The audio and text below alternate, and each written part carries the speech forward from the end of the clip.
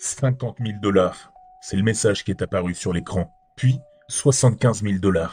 Ma partenaire Mia et moi nous échangeâmes un regard, un sourire en coin. On aura du boulot demain, lui dis-je. Rarement nous recevions autant de demandes.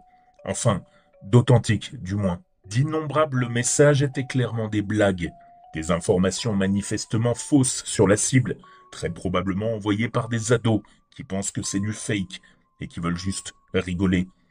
Ou bien, le montant proposé est complètement délirant ou ridiculement bas. Aujourd'hui pourtant, tout semblait sérieux. Oh, celui-là veut une vidéo. Je vais prendre la caméra, dit Mia.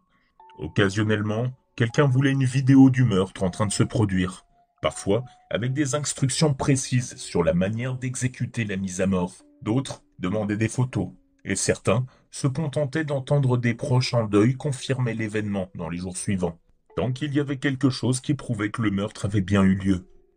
Je continuais de passer en revue la multitude de demandes, quand soudain, une nouvelle apparition s'afficha, en tête de liste. 10 millions de dollars, indiquait l'étiquette de prix. Je supposais d'abord à une blague. Personne ne paierait 10 millions pour une seule exécution. En ouvrant la demande et en parcourant rapidement les informations, je compris assez rapidement que l'acheteur était sérieux. Jasmine Hall, femme, cheveux noirs, yeux marrons. C'est ça qui était écrit. Mon cœur se resserra. Il décrivait ma fille. J'ai pensé que ce n'était peut-être qu'une coïncidence. Mais à la lecture du reste, tout s'emboîtait.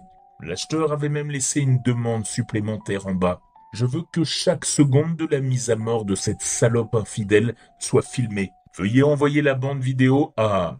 Je marquai une pause en lisant. Instantanément, j'ai reconnu l'adresse.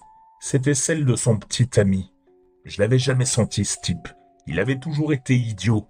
Et apparemment, c'était un idiot qui avait beaucoup d'argent. Mon instinct paternel se réveilla, et je voulus aller lui montrer ce que je pensais de lui. S'il n'y avait pas déjà plein de raisons de le détester, maintenant, il essayait littéralement de tuer ma fille. Avant que je n'aie le temps d'élaborer un plan, Mia revint dans la pièce, avec la caméra. Désolé d'avoir mis autant de temps. Cette foutue chose disparaît dès que je la pose, dit-elle. Qu'est-ce qu'il y a? Je lui montrai la demande. Waouh, elle dit. 10 millions de dollars? On pourrait facilement partir à la retraite avec ça. Hors de question, c'est ma fille, lui répondis-je. Il faut plutôt qu'on aille tuer ce type. Mia me lança un drôle de regard. Bah, je croyais que vous aviez une mauvaise relation, elle et toi. Oui, compliquée, mais pas mauvaise. De toute façon, tu la vois à peine. On ne tuera pas ma fille. Mia me fixa une minute. Très bien, dit-elle, en s'éloignant vers une autre pièce. Nous avons pris des chemins séparés pour la nuit. Le matin, Mia était partie. J'ai vérifié l'ordinateur. Demande acceptée. Affichait l'écran. Avec un post-it collé sur l'écran. Il était inscrit « Tu me remercieras plus tard ».